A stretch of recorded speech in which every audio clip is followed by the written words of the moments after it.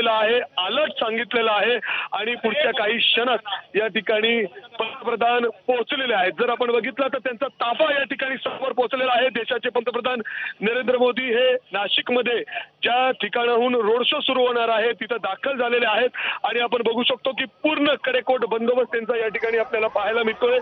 संपूर्ण जो त्यांचा ताफा आहे, जवळपास 40 गाड्यांचा हा संपूर्ण ताफा आहे, ज्या ताफ्यातून पंतप्रधान नरेंद्र मोदी हे नाशिकमध्ये दाखल झालेले आहेत, जिथून त्यांचा रोड शो सुरू होणार आहे। आपण बघू शकतो हजारोच्या संख्येने नाशिककर रस्त्याच्या दुतर्फे पंतप्रधान नरेंद्र मोदी यांच्या स्वागतासाठी उभे आहेत आणि समोरच जी आपण रथ बघतोय, ज्या रथातून पंतप्रधान नरेंद्र मोदी या संपूर्ण रॅली किंबहुना या संपूर्ण रोड शो जो होणार आहे त्याला पाहणार आहे मोदी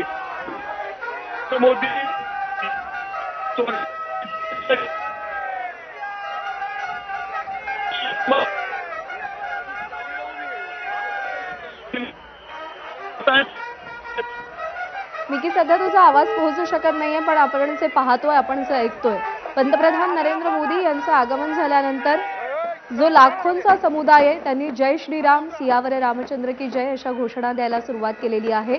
पंतप्रधान नरेंद्र मोदी यांचा ताफा जिथून रोड शो सुरू होणार आहे तिथे पोहोचलेला आहे।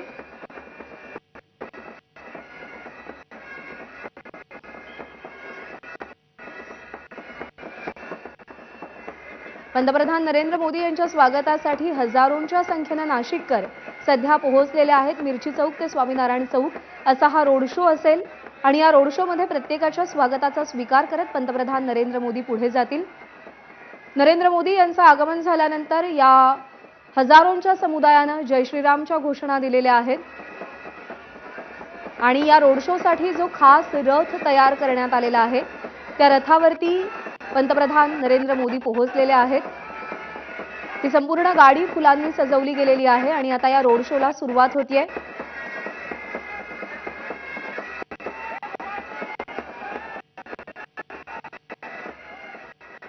काही वेळापूर्वीची ही दृश्य आपण पाहतोय, ज्यावेळी पंतप्रधानांचं नाशिकमध्ये आगमन झालं आणि त्यानंतर आता ते रोड शो साठी पोहोचलेले आहेत।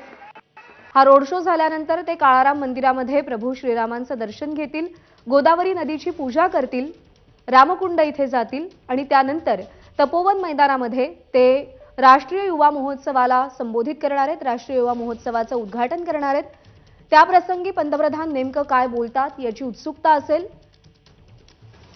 कारण का राम मंदिराचं उद्घाटन लोकार्पण होण्यापूर्वी पंतप्रधानांचा हा नाशिक दौरा आहे।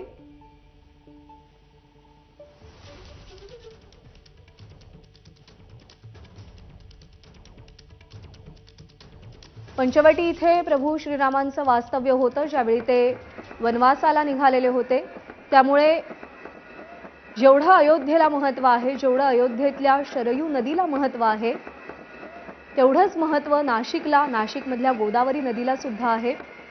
कारण का प्रभू श्रीरामांच्या पदस्पर्शाने पावन झालेली भूमी म्हणून नाशिकची ओळख आहे आणि या नाशिकमध्ये राम मंदिर लोकार्पणाच्या आधी अगदी 10 दिवस आधी पंतप्रधानांचा दौरा होतोय। त्यामुळे या दौऱ्याला या अर्थाने सुद्धा अतिशय महत्त्व प्राप्त होत आहे। पंतप्रधान नरेंद्र मोदी यांच्यासोबत राज्याचे उपमुख्यमंत्री देवेंद्र फडणवीस, मुख्यमंत्री एकनाथ शिंदे हे सुद्धा त्या रथावरती आपल्याला दिसून येत आहेत।